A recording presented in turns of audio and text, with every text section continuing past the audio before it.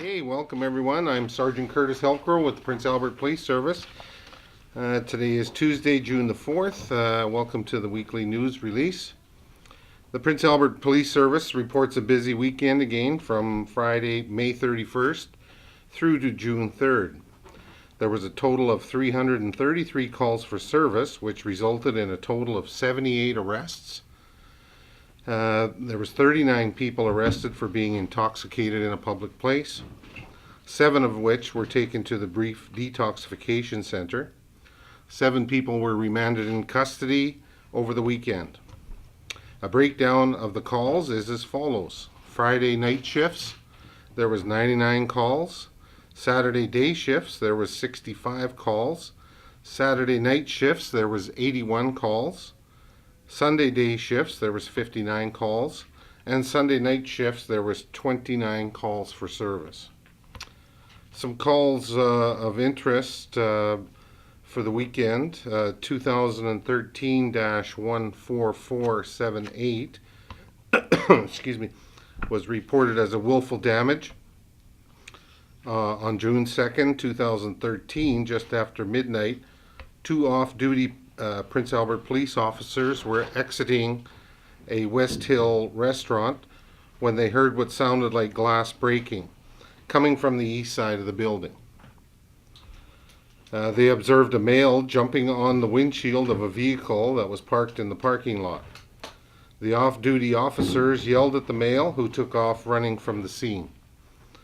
The officers called for assistance, advising that they were now in a foot pursuit with the male. A 22-year-old male was arrested and taken into custody by patrol units.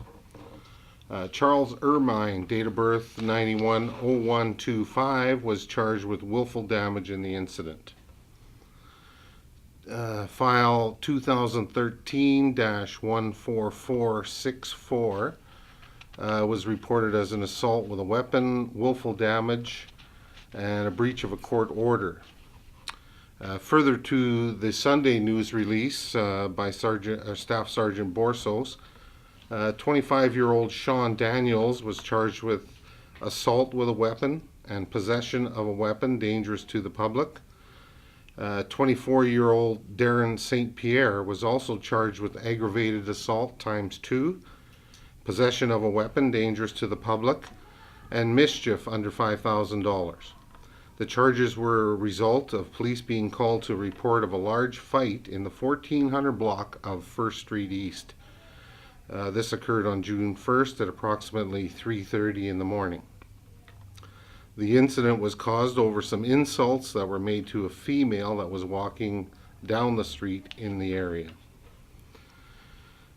File number 2013-14639 was reported as a robbery and an aggravated assault. On June 2nd, 2013, between 3 and 4 in the morning, a male reported to police that he was attacked from behind as he walked home from a house party in the area. The incident occurred near St. Mary's High School. He told police that he was struck from behind with what he believes to have been a bat, knocking him to the ground. He further advised that he was repeatedly kicked by 3 or 4 unknown assailants who had their faces covered. The victim's wallet and cell phone were stolen during the incident. The male had several teeth knocked out and received several scrapes and abrasions on his head and arms. The investigation into the incident is ongoing, and police are asking that anyone with information regarding this incident please call police or Crime Stoppers. The Prince Albert Police Service recently conducted an enforcement initiative related to the sex trade in Prince Albert.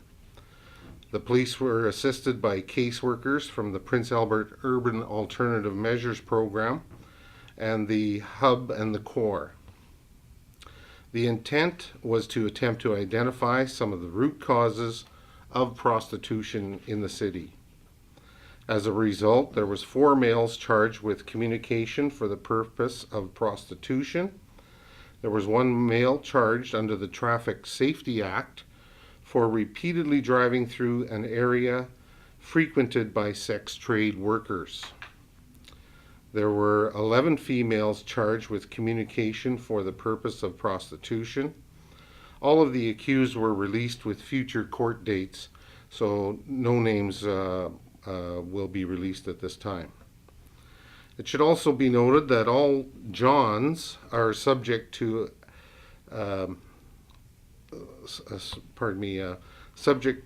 to asset seizure, such as vehicle impoundment upon arrest for an offense under these sections related to the sex trade.